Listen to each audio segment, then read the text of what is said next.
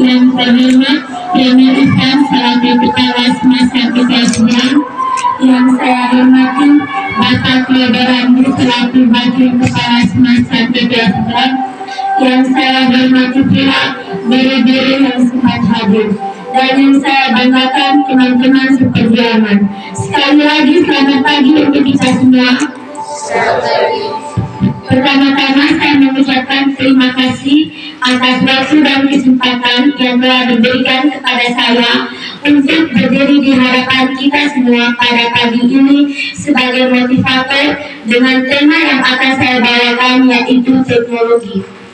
Tapi pertama-tama patutlah kita panjatkan puji dan syukur kehadirat Tuhan Yang Maha Esa, karena atas berkat rahmat-Nya kita bisa berkumpul di tempat ini untuk menjalankan tugas kita baik sebagai guru juga sebagai murid.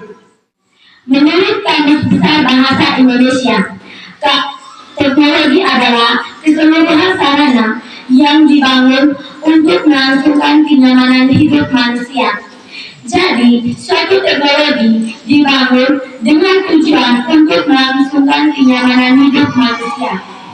Coba teman-teman bayangkan, apabila ketika kita hidup tanpa adanya teknologi, ya, kita akan stuck di satu titik saja. Stuck dalam artian ini, kita hanya akan terjebak di satu titik saja. Contohnya itu teknologi komunikasi.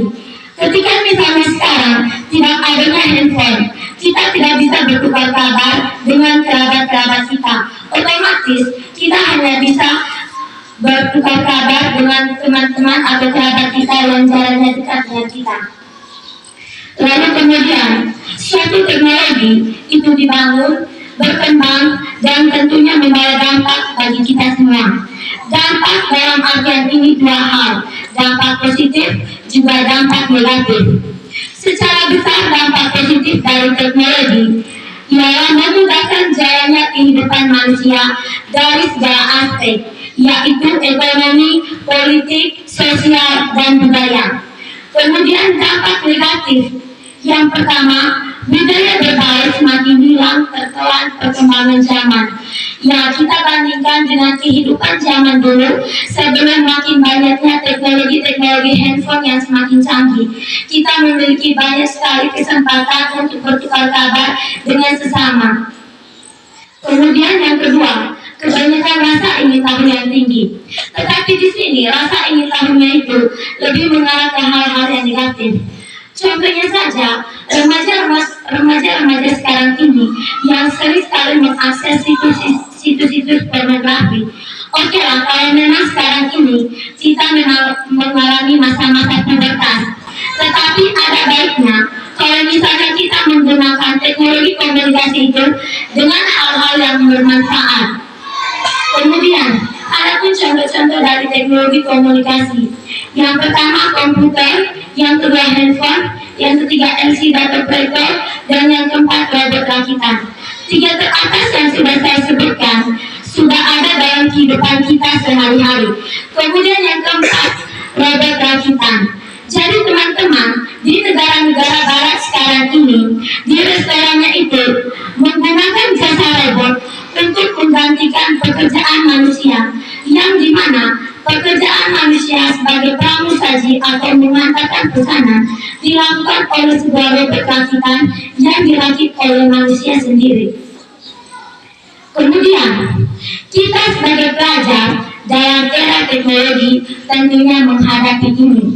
Lalu bagaimana cara kita menghadapi era teknologi ini?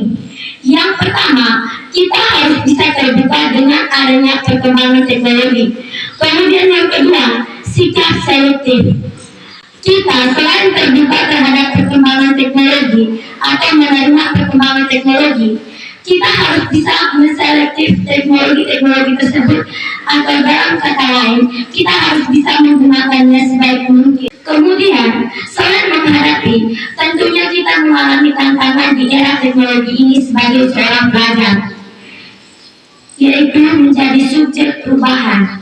Yang menjadi tantangan kita sekarang ini adalah kita diharapkan menjadi subjek perubahan.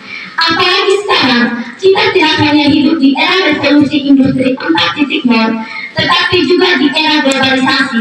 Artinya, persaingan yang kita hadapi itu tidak hanya lingkup cakupannya itu hanya satu negara saja, tetapi berbagai negara yang ada di dunia. Oleh karena itu, diharapkan sebagai seorang pelajar, kita harus bisa menguasai bidang ini. Kemudian, adapun peran teknologi dalam era globalisasi. Yang pertama, mempermudah komunikasi. Nah, komunikasi sekarang ini bukan hanya satu negara saja, tetapi dengan berbagai negara. Kita bisa berinteraksi dengan sesama, tetapi yang berasal dari negara lain. Kemudian, sarana promosi budaya. Contohnya itu di aplikasi TikTok. Nah, di situ kita itu bisa mengupload konten-konten yang terkait dengan budaya. Jadi, tanpa kita harus berkunjung ke negara-negara di luar sana, kita masih bisa menunjukkan kebudayaan kita. Lalu kemudian, apa sih tujuan kita mengikuti perkembangan teknologi? Yang pertama, meningkatkan kreativitas. Seperti contoh teknologi yang saya sebutkan tadi, yaitu robot gravitas. Dengan adanya teknologi ini, diharapkan kita itu bisa semakin meningkatkan kreativitas kita. Kemudian, Albert Einstein, seorang ahli fisika, pernah mengatakan, "It has become clear that our technology has expressed our humanity." Atau dalam bahasa Indonesia, akan sangat mengerikan apabila kemampuan robot mengalahkan kemampuan kita. Yang notabene-nya, robot itu diracik oleh kecerdasan kita sebagai manusia ini. Because of that, let us follow technology to our life. Oleh karena itu, marilah kita mengikuti perkembangan teknologi dengan mempelajari teknologi untuk keberlangsungan hidup kita. Sekian dan terima kasih.